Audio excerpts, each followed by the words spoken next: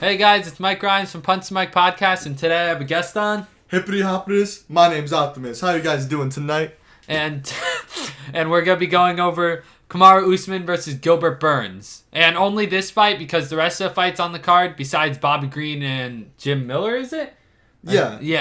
I think that's the only fight that really has worth besides, formerly Jimmy Rivera and Pedro Munoz.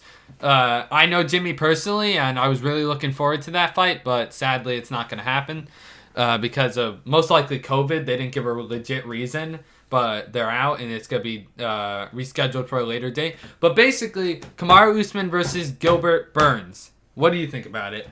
This fight, I'm really excited for it. I want Gilbert to win because I like his potential. I like what he did with Woodley. His grappling seems really good, but also Kamaru is just a beast. No one's on his level. He's a monster. He's practically the Khabib of welterweight, and I don't know if Gilbert can compete with that. Yeah, he just doesn't have the striking, I guess. But not to say he doesn't have the striking because he definitely has power in his hands. It's just the fact that he doesn't have the technique. You know. Yeah, and I feel like Gilbert doesn't have that many wins, as is not compared to Kamaru. Like Kamaru has 16-fight win streak, right? Yeah, 16-fight win streak. Yeah, that's insane. While Gilbert only has like a 6-fight win streak, right? Yeah. But you got to remember, one hard shot from Kamaru could knock out Gilbert because he was beaten by Dan Hooker at lightweight. But you could also say that was weight cut Gilbert that was hurting because he cut down the lightweight. But ever since he went to welterweight, he's been a monster. He knocked out Maia. He nearly knocked out Woodley twice. And that's just... that in itself is two monstrous feats. But another weird thing to think about is these two were training partners for a long time. And Kamaru Usman left the gym and joined the team with Justin Gaethje and... I forget the head coach's name. I'm drawing a blank. But basically, he joined their team, and he's been training with Gaethje for besides, leading up to this fight, sorry.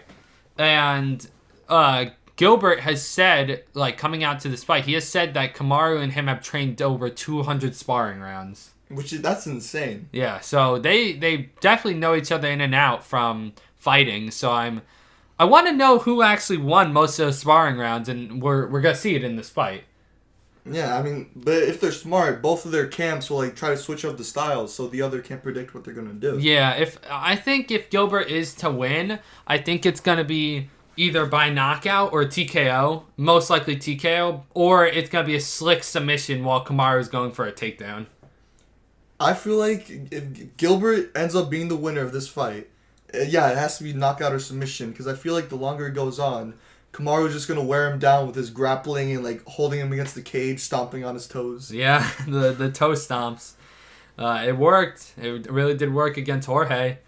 But I don't know. I'm looking forward to this fight. I hope Gilbert wins because it will bring fresh air to the division. But as a fan of Kamaru, I also hope he wins because he's a monster. I like seeing him be this dominant champion, even though you could say his wins are padded with, the Jorge one where he just stomped on his toes and held him against the fence. But he has notable wins over, Maia, Gunnar Nelson, RDA, Woodley, Colby Covington, and Jorge Masvidal. And he made Woodley look like a child in that fight. Woodley didn't want to be there. I remember watching it with Navid, and me and you thought that Woodley just looked like he didn't want to be in there that night. Yeah, and he just looked completely off his game.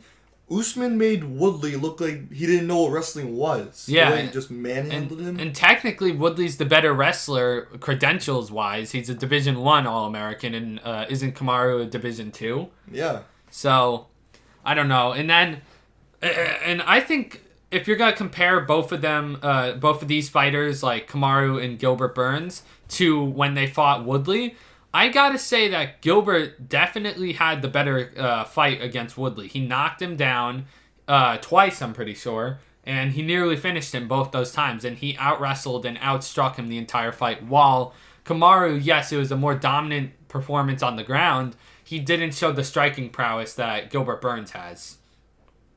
So, I don't know. As a casual fan, I would love to see Burns win. But as a hardcore fan, I want to see Kamaru win because he's just so dominant. But what do you think? I think, like, back to what you're saying about the performances with Woodley, Kamaru, like, his style is playing it safe. Like, he's a point fighter. He wants to rack up the points and use his strength in wrestling to his advantage by holding you down and just racking up points. Yeah. But by doing that, he's playing it too safe and not, like, getting points with striking or getting nice with Dana White, because Dana White doesn't like that. We know that. Yeah. But Gilbert, he took more risks. Like, he went for the striking. He believed in his power, and he knocked Woodley down. What was the saying about risks? I forget. You take no risks, you get no rewards. Yeah, didn't Dana say that? He did. Yeah. So, yeah, I mean, was he talking about Kamaru with that? I think he was talking about the Silva Maia fight. I might be wrong on that. I have no idea. Because I could imagine him saying that about the Jorge fight, the Jorge Usman fight. I can imagine him saying it about that because he literally took no risks in that fight. He just held him up against the fence and point fighted. Yeah. Point fought, sorry. But, I mean, we do know Kamaru has striking, though. We saw that with Colby. yeah, but also that's Colby Covington, who also doesn't have striking. So, Usman has power. He did break his jaw. Yeah, he broke his jaw, but the striking, if he fought somebody who is, like, if he just fought striking, kickboxing against somebody like, let's say, Rory McDonald, I think he would have gotten blasted and, like, put way back into his place. Like, it was the fact that he was fighting Colby, who also doesn't have that great of striking, that's why he shined that night, you know? And I think his wrestling is also above Colby's, because when Colby was hurt, he shot for a double leg, or he went to go for a double leg. Immediately, Kamaru sprawled and had him hurt and just kept on hammering on him. So, that was, like, the only takedown attempted during that fight. Yeah. And so, like, you can't give it, like, oh, that was, like, a full, like, energy takedown, like, non-hurt. Like, you don't know how Colby would have actually gotten the takedown or not if he wasn't hurt. But Kamaru showed amazing wrestling defense even in that moment, you know? And Kamaru just has raw power on top of his exceptional skill with wrestling. So yeah, you know, he combo. trains strength conditioning before MMA. Wow. That's what I heard Kamaru said one time. He was like, "Oh yeah," or I'm paraphrasing. I trained strength and conditioning before I trained my actual MMA. That's a man who's crazy if you do that. Like, the whole sport is about training MMA, getting better, and this man trains strength and conditioning so he can be stronger because he's already that confident in his abilities. Like, no offense to Jorge, he manhandled Jorge, and Jorge's the strongest grappler that Damian Maia said he ever faced. Too bad it was on 1 week's notice. I want to see what Jorge can do with a full camp. Yeah, I think his stamina, because he gassed out in that fight, I think his stamina would be a lot better.